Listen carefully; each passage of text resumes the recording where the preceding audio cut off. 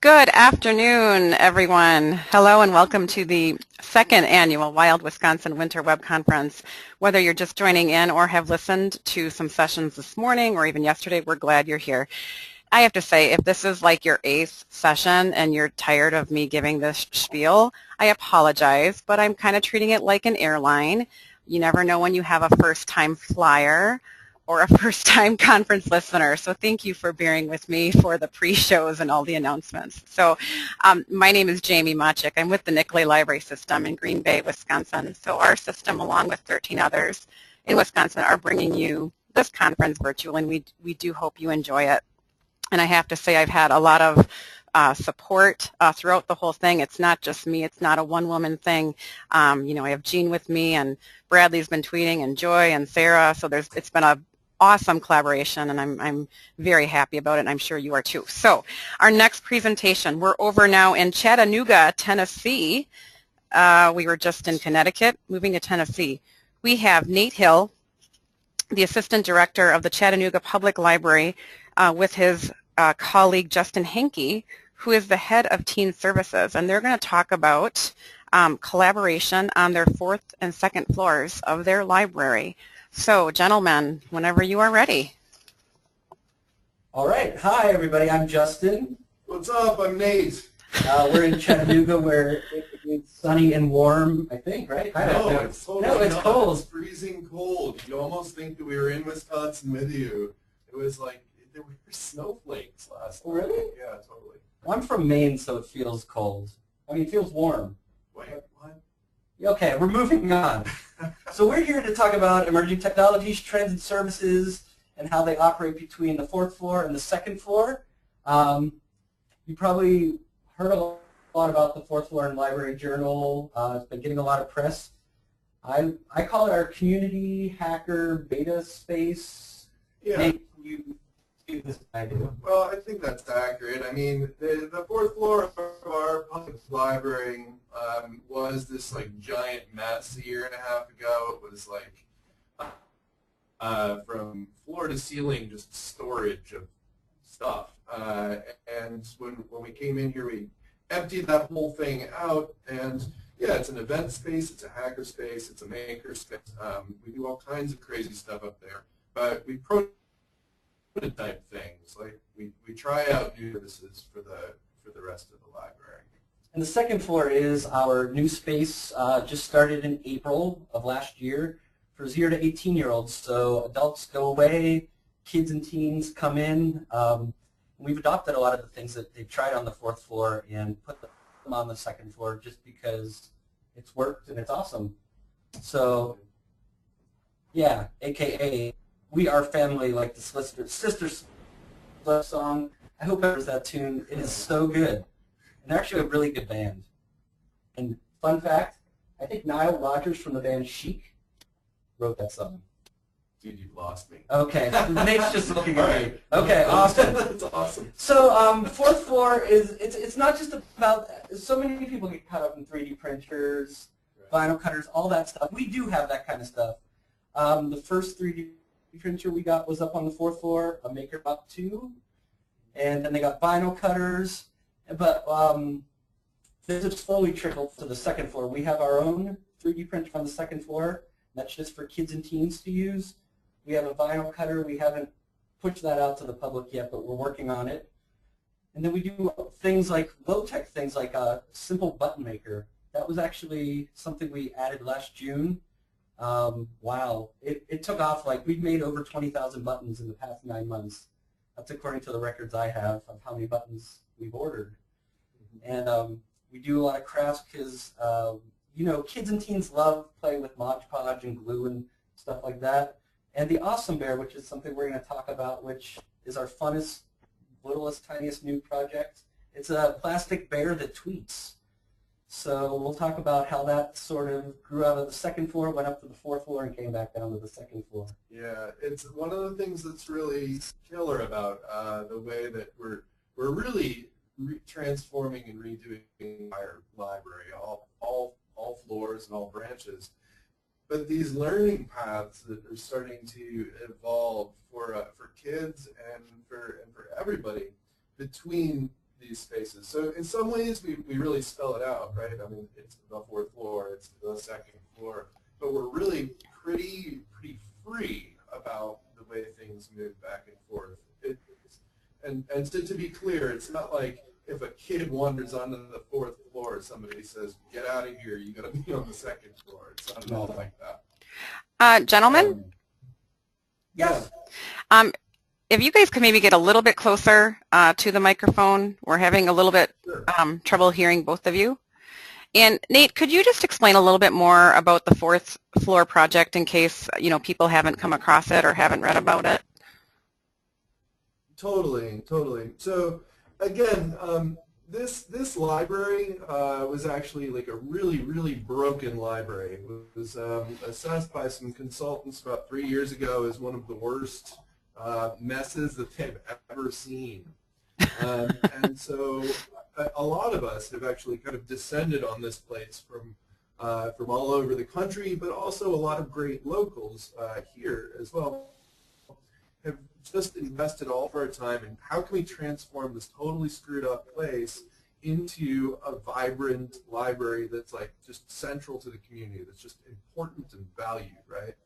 And so one of the things that was really attractive to me coming from San Jose was the fact that there was this space that was full of junk that could be sort of the laboratory for the future of what kind of services can the library offer. And so that started out, like I was saying, there was all the garbage in there that we got rid of. But then we kind of like kicked the whole thing off through a series of different events. We had a maker day that was like 3D printers from all over the place. Everybody kind of came together. We have these classes and stuff up here. You're seeing it's like a messy space, right? It's like a raw loft space looking kind of setup. And so we started it out just really improv like this. And then eventually we built up enough support and interest from the community to actually take and open it up for all hours. So now we're open from 2 o'clock till close every day. And folks come up and do all kinds of crazy projects. We have our vinyl cutter up there that is publicly accessible. We have a laser cutter that we're still working on figuring out how to make that just like seamlessly available to the public, because like it's a laser and you got to be careful with that, right? And we just had all kinds of rad events and whatnot. Does that sort of do it for you? Is that a good overview there? Yeah, I think so. I saw your presentation in at the Lake Superior Symposium, but I know a lot of us folks that are probably listening in weren't at that presentation or maybe didn't know. So I just thought a background would be good, and your volume is better too. So thank you. Oh, good. So the slide you're looking at right now, when we had our Maker Day, Thinking in 3D, it was called. It was just like this huge blowout event, and it was kind of like a big coming out party for the fourth floor. This was the most tweeted slide or image from the day. People have really responded to the fact that they can come up and try out new tools and build new things and start their own little businesses and augment their businesses with the resources that we offer. But one of the things that's really important, I could yammer on about the fourth floor and the many different interesting directions that we're taking it, because there are a lot of new things going on up there. But one of the things that we really wanted to focus on with this presentation is this sort of flow, the innovation flow throughout the library and throughout the different departments. And like Justin is doing crazy stuff. Our second floor is a place that was just like stacked with boring bad books. It was the 700s through the 900s and biographies. And when we were weeding them, we found books that hadn't checked out since the 60s. Yeah, just a really bad scene. It was, yeah, and no kid in their right mind would hang out there. Nobody would. It was scary. It looked like a jail. Yeah. And I remember getting here in April of last year thinking, oh my God, what have I done? I've come to a jail.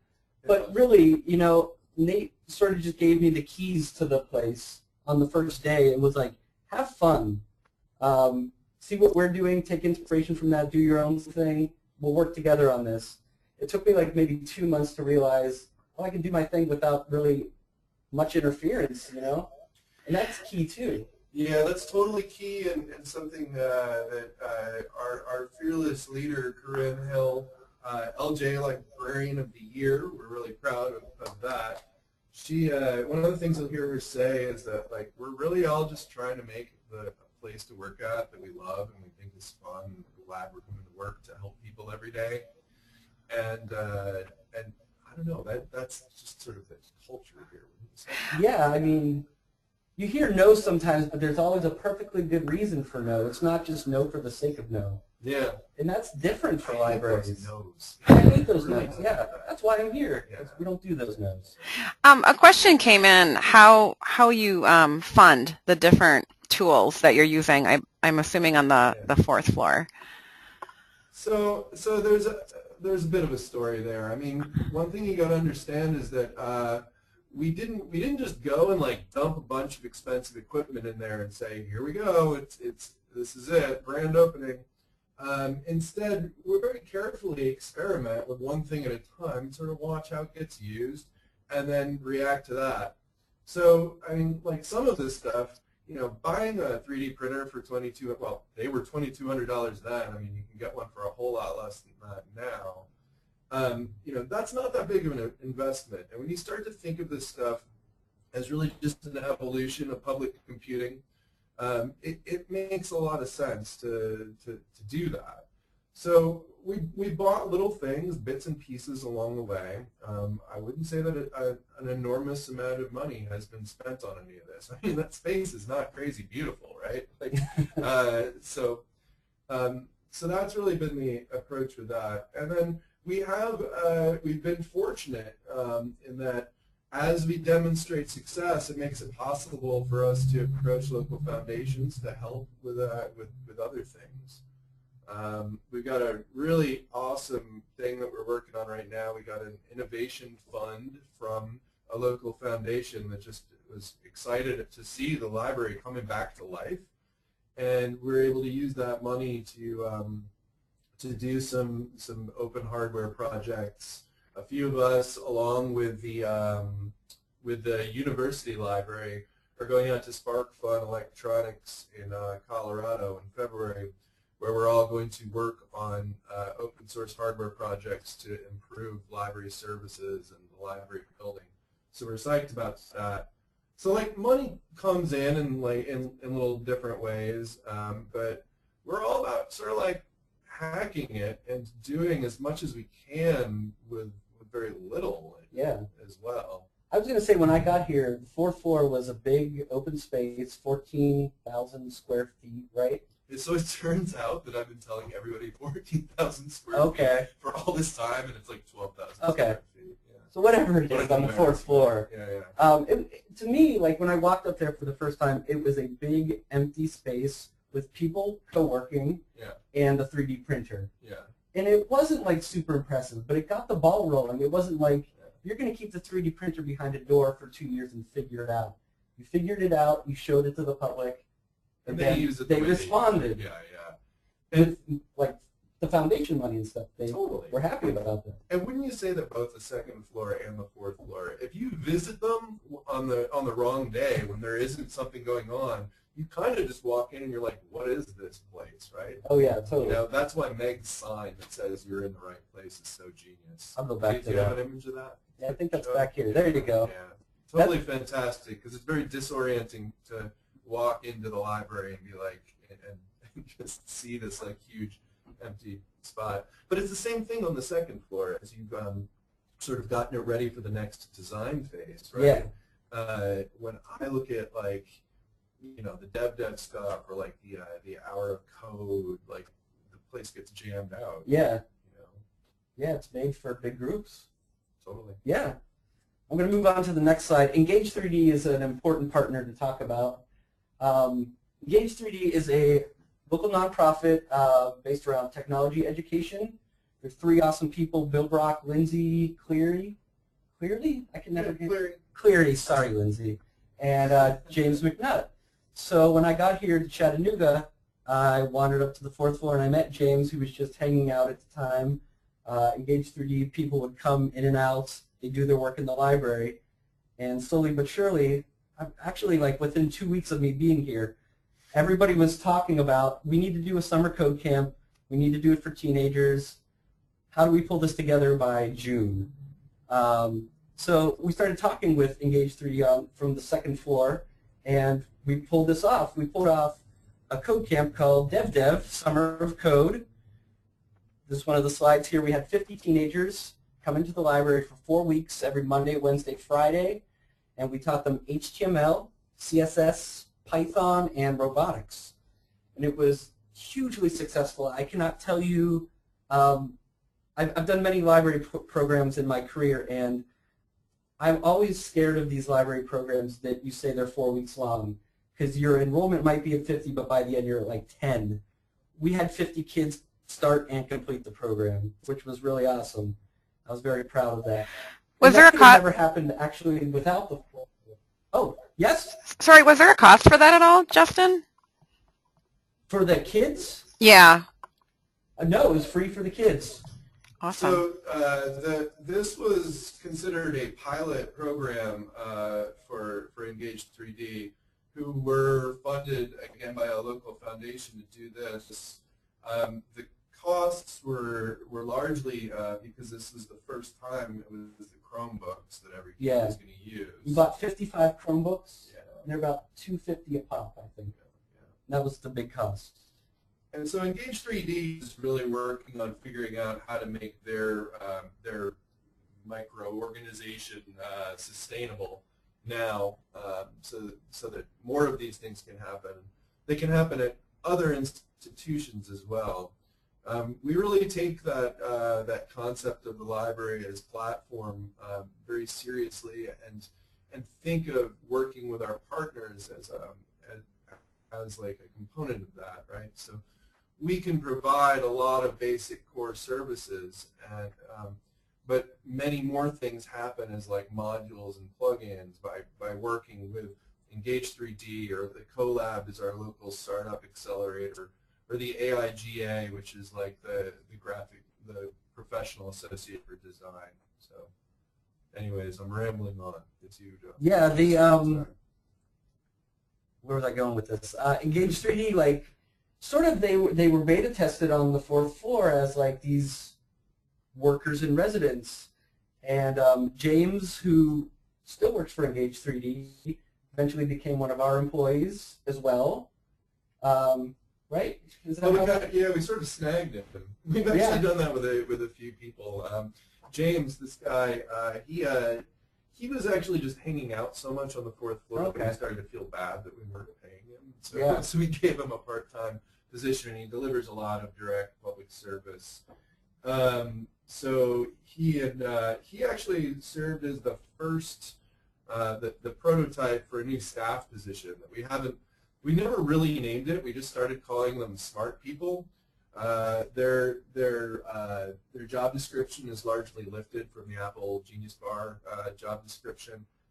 We have James and Jeff who deliver public service on the 4th floor. We also have this guy Jake down on the 1st floor. They all do like 20 hours a week, and are like, they're that sort of interesting hybrid between what you would think of like a librarian and sort of a more clerical role. I don't know how to describe it, but they're awesome. They're like, and I'll tell you, and I'm going on a mild tangent here, but I will tell you that it's been interesting that like when we've looked for librarian positions that require a degree, that we haven't had necessarily the most amazing pools of candidates.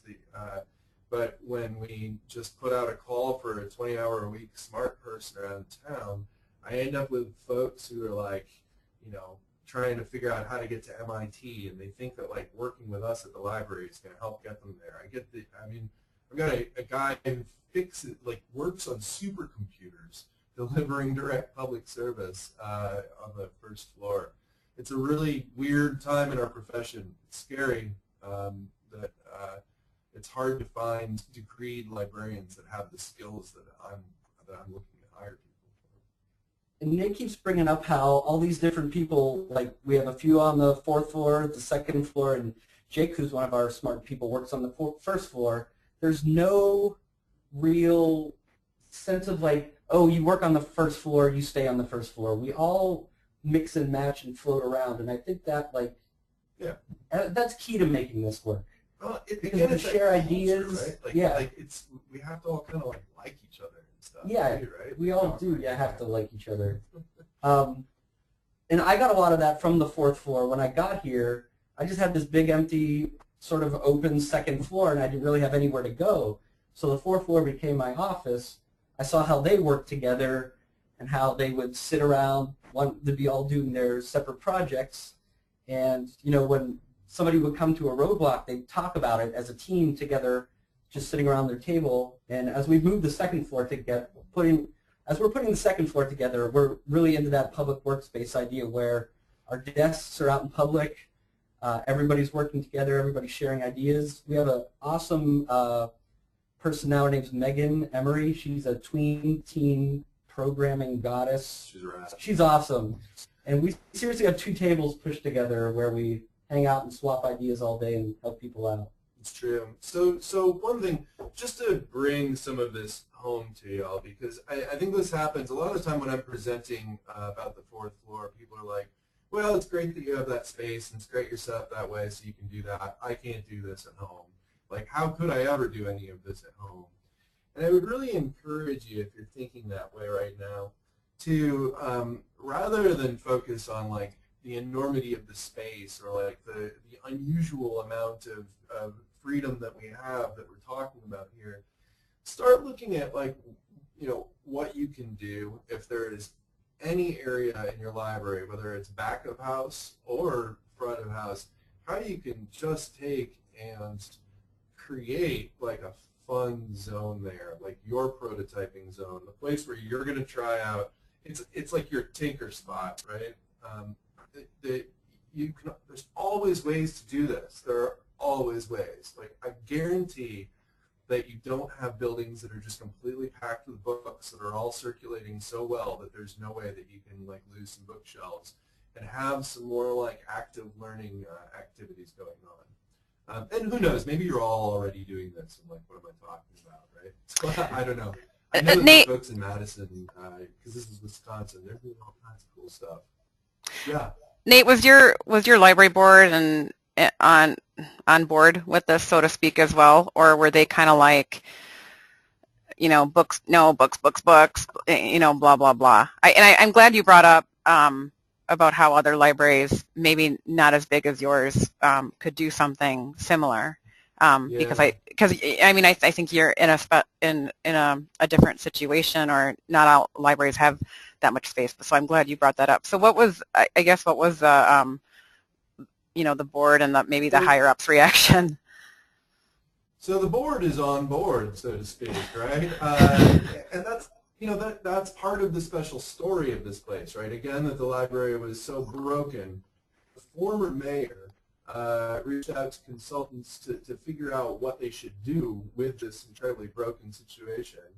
And he decided he wanted to fix the library and make it his legacy. And that was what led to the search for a new executive director, which is Corinne, who started 2 years ago. She came from Dallas, and then Corinne brought me in a couple of months later after that, and so we kind of just decided to start building this culture. Like, so in other words, the board had to be on board, right? Like their mayoral appointments, and it just, the culture was right. We're very lucky. So what does a library do if they're not so lucky and they want to do something like this and their board might not be on board? Do you have any suggestions? I know I'm kind of putting you on the spot, but I'm thinking people might be thinking that as they're listening to you. Yeah.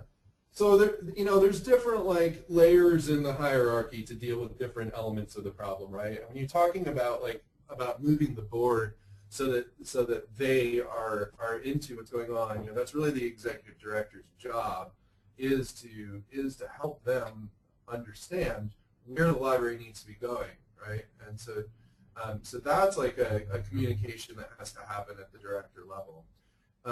What's important then for directors is also to really listen to the staff. If you have staff who are throwing like crazy ideas at you, then the director has to take and translate that wild and crazy idea into something that does make sense to the board and can be sold to the board.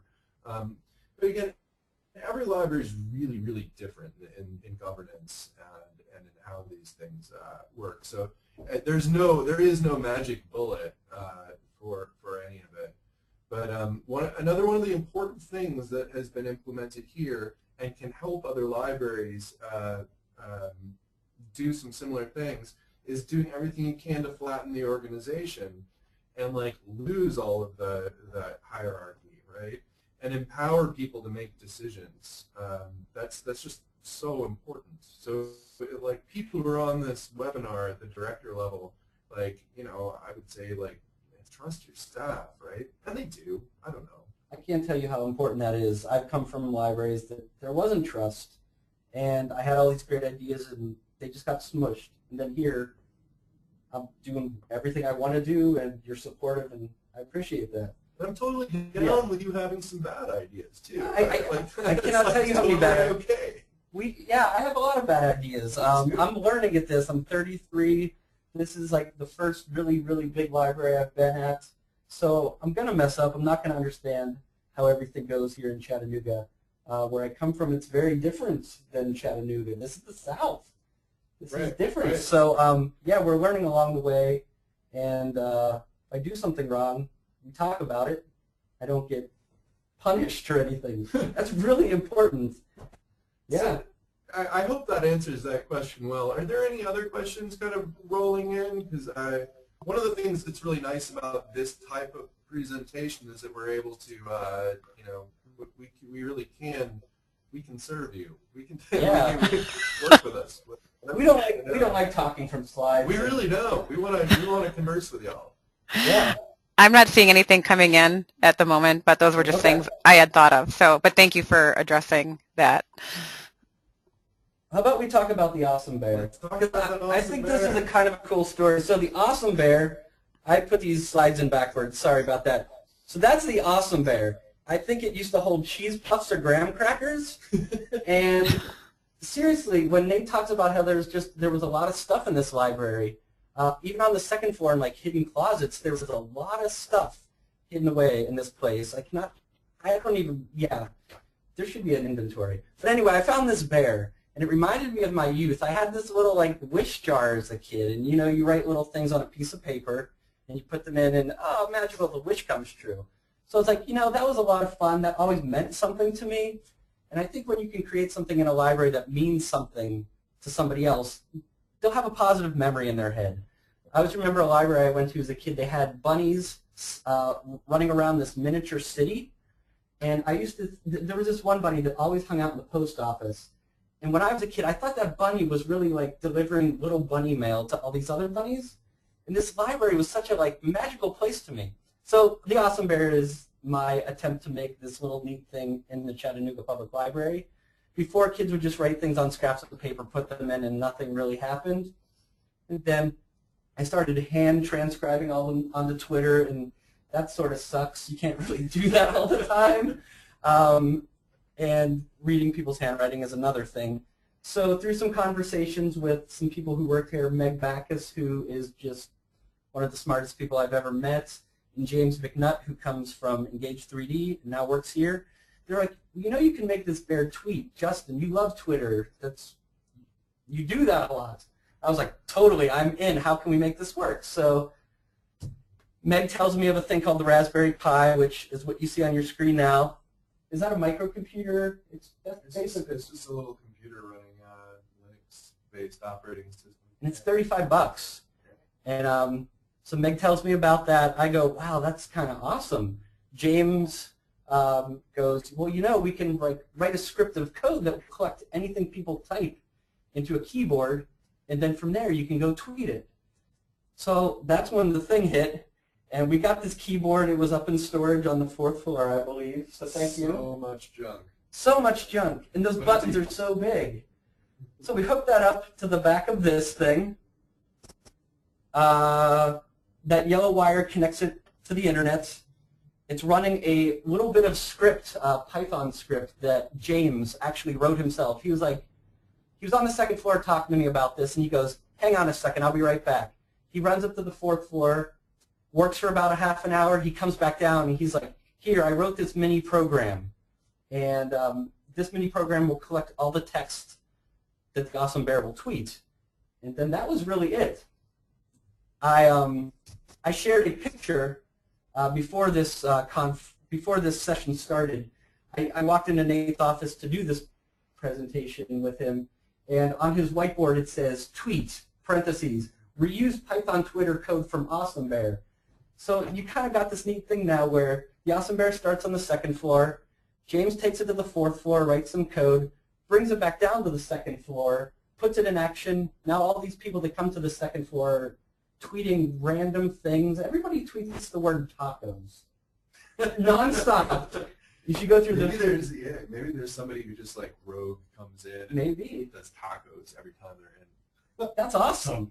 And now I come back into Nate's office, and I don't know if this is some kind of 4th floor project, but it looks like he's reusing Awesome Bear stuff. Yeah. So it's cool how it all works together that, you know, I'm not like holding the code, I'm not holding the Awesome Bear so close to my heart and being like, Nate is ripping me off. How dare he? We're totally cool about it. Yeah, that's an important thing. And you know what, even taking it to the next level, we've had instances of people coming in and writing software to make things easier for them to use the library. It's a real nuisance figuring out, what is it? It's not. They want to figure out how much filament it's going to take on the 3D printer to print their thing and the time. And there's like a few different programs you have to use to do a bunch of different things. And somebody was like, "That's annoying. I'm going to write a script so that it's easier for everybody." And that's just the sort of, again, the culture that we've managed to build here. Yeah, the Awesome Bear is awesome. So you don't have a slide of the Storify thing, do you? Oh no, but I can pull it up. I mean, no, that's like, cool. That's cool. What was I gonna say? You just inspired me to say something about people doing. Well, think about it for a second. Yeah. And I'm just gonna like brag on Justin for a minute here, because the Awesome Bear was so popular around town that the local newspaper decided that they wanted to interview the Awesome Bear. And so there was this amazing interview going on back and forth just on Twitter between the bear and the paper. I think the word awesome was used like 340 times. It had to have been. Like kind of amazing. Yeah, I got approached to do the interview, and it's a tweeting bear, so it just made sense to do the interview over Twitter. So we did that, and it just sort of blew up. It's sort of like a minor celebrity here in Chattanooga. And it's just, I mean, it seems sort of fun, and what's the point of the Awesome Bear? It's just promotion for the library. Show that this 2nd floor idea, it's not your typical library. It's a fun place where people can come and do what they need to do. But I remembered what you inspired me to say. So I talk about Chattanooga a lot, and everybody says to me, but you're in Chattanooga. You have super fast internet, and you have all these creative people around. And that's very true. But I think in every single community, there's going to be 1 or 2 champions for technology, for pushing things forward, for libraries, that if you approach them and say, we want to do things with you in our library, have fun with it, they are usually open to it. So check it out. Gerard Saylor tweets that these guys are talking about text and tweeting, and Twitter is stupid, which is a pretty funny thing to say since you tweeted it. I would love to hear you expand upon why you feel that way. Actually, Twitter Many of the other platforms have been absolutely essential to the way that we engage with the public and the way that we've communicated how services are changing here. So I don't think it's stupid, Gerard, but... Yeah, I'm going to say, I mean, I've had a lot of cool opportunities arise professionally, and I mean, this job, Nate and I met through Twitter. Yeah. And then we met through Twitter, then we met at Midwinter for the first time in January, then I came here in April. Yep. So Twitter's been pretty awesome, and it's also teens and tweens haven't really caught on to the Twitter bandwagon. Yeah, they're not into it. So they're not into it. They everybody says Facebook is dying with teens and tweens, but I think that's junk. That's all that I see them on. Yeah. Facebook and YouTube. I had a question come in. Oh yes.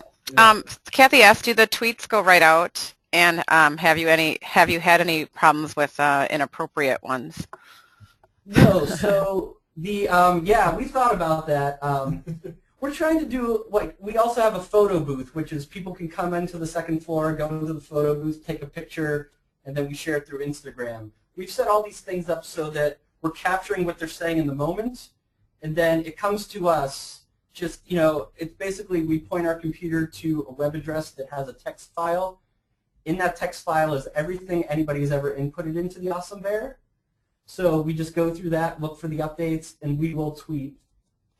Actually, we've never had one person write anything offensive into the Awesome Bear, which is awesome. That is kind of shocking, isn't it? Libraries, it seems like we tend to always prepare for the worst, but the worst never really Yes. happens. I think you're right. Bad things happen from time to time, but we can't just structure our services based around thinking that people are going to curse on this bear all day. Yeah. Yeah. Totally. Yeah. So I don't know. I mean, that's it. You've got something of an overview of what we're up to between the second floor and the fourth floor. I would add one thing that's important to know is that we're in the design phase of completely rethinking the second floor.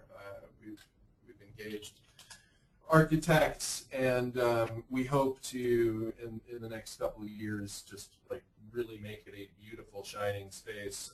We love that we're working, you know, sort of like with duct tape to make the library of the future, but we also have a whole, you know, we'd like to be in a beautiful, fantastic, comfortable space as well. It all starts somewhere. We could just sit back and not do anything until we get this money, but that's not going to get us any money to build the second floor how we want to. So we do things, we try, we fail, we succeed. Mm-hmm. Hopefully along the way somewhere we'll get that grant or something that lets us build the second floor how we want to.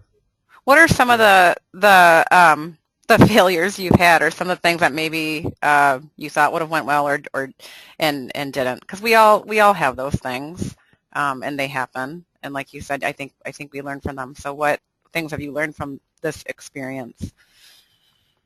I know one of the things I've learned on the second floor is when we moved everything out, in my head I really wanted to embrace that open space. I mean, it is like 12,000 or whatever square feet of, it's a whole floor dedicated to kids and teens, and we don't have a lot of stuff just to fill it up.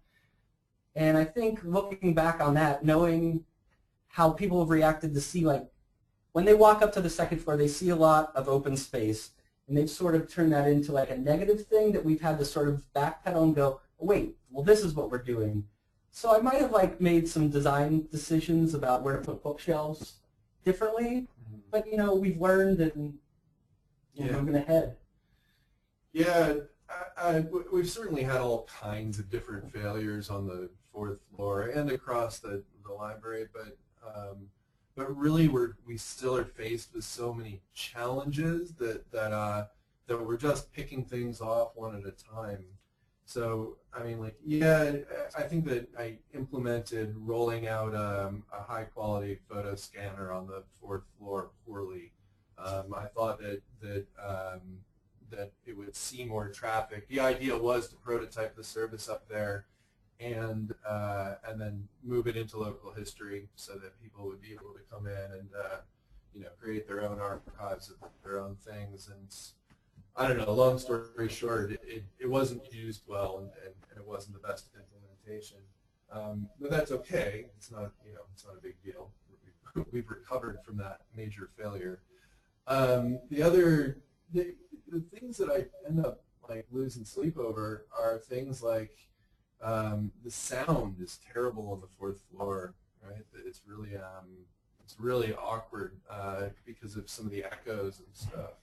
The lighting is all fluorescent lights, and we're just waiting on the contract so that we get new lighting across the whole library. So there's just so many like endless challenges that gosh, sometimes you don't even notice when you're failing. I don't know. Accepting that the challenges are never going to end. Yeah, it's been huge for me. Yeah, the job is never done, right? Yeah, we're just going to keep on. Keep it on. I remember the Dev Code Camp ending last summer, thinking like, I have a moment to sit back and just chill for a little bit, and it didn't happen. And I got all stressed out from that. But then I quickly realized this is a big project, and to keep this library moving ahead, we've just got to keep going and going and going. Yeah, no doubt about it. Yeah. Have you guys got any other questions? I'm not seeing any others coming through, so if you just want to give any last thoughts or last pieces of advice for libraries thinking of doing something similar or creating creative spaces, that would be great. I want to emphasize how important it is that you actually try these things, and that there's no way around the fact that that we're going to have shrinking physical collections in the future. There is no way around that. You can go to some of the best libraries in the world, and I can show you figures about how their circulation is, in many ways dropping, actually. There are a lot of different ways to work statistics.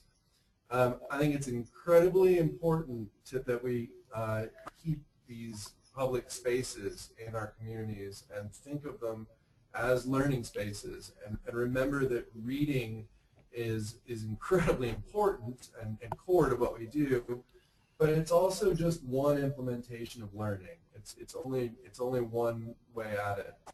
And so I just think that as I hear people complaining about their budgets going away and being cut and whatnot, if you're not experimenting and you're not trying some of these kinds of things right now, then it's only going to get harder to justify your existence. It's only going to get harder to keep those dollars coming in. So while in some ways having a plastic bear tweeting is just a great way to get press and attention, well, that is incredibly important because that is pulling people in to discover the other things that they can do here. And we really need to work hard to have those channels open and just make the library an awesome, surprising, interesting place to be. So I guess that's just my impassioned, please you all try doing some of this stuff. It's really important. What do you consider a successful program, Nate, as far as attendance? Do you place a lot of emphasis on attendance, or I'm sure you do, but how much does that factor into what you consider a success or not? So one of the things that you have to understand is that we're doing almost no programming that is staff driven. We do some, don't get me wrong, but really almost all of this is by working with different partners. And that's key. Again, that's the library as a platform concept. I think a lot of the time with partnering, with doing your own programs, you're going back to that model where all of the expertise lies in the library, and that we're all just super smart and we'll rain down our knowledge upon you, right? And it just doesn't work that way. The people in my community are much smarter than me, and they know what they need. Yeah. So we try to give them the space the platform and the framework by which they can share their knowledge. And that's interesting.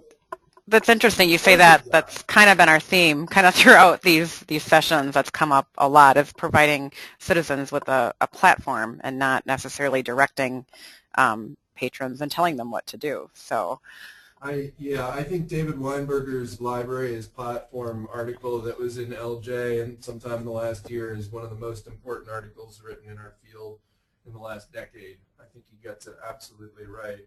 So in that sense, when I start thinking about like, oh, what's a successful program based on the number of people who attend, well, I've got nothing to lose, right? If somebody wants to come in here and do a program for 2 people, then like, be my guest, right? Like they can use the library that way. At least we're doing something. Yeah. And I notice in regards to like kids and teen services that the most rewarding programs for us and the community are the ones where we're working with the community. We still do, the story times, the book groups, and all that stuff done through in-house people that work here. And they're still doing great. We get great attendance numbers. But the ones that people leave the library and remember are the code camps where we're working with the community, or whatever it is. The ones we work with the community are the most lasting impressions. Awesome. Well, thank you to both of you for sharing what you're doing in Chattanooga. You gave a lot of us a lot of ideas, dreams maybe, or maybe things that we could do on a smaller scale, which is great. So we have our next program coming up at 2:30 with CJ Lenz. He'll kind of be talking about similar things. They just started a new makerspace in Cleveland, and he'll be touching on that a little bit. So hopefully we'll see some of you there. If not, enjoy your day. Again, thank you, Nate.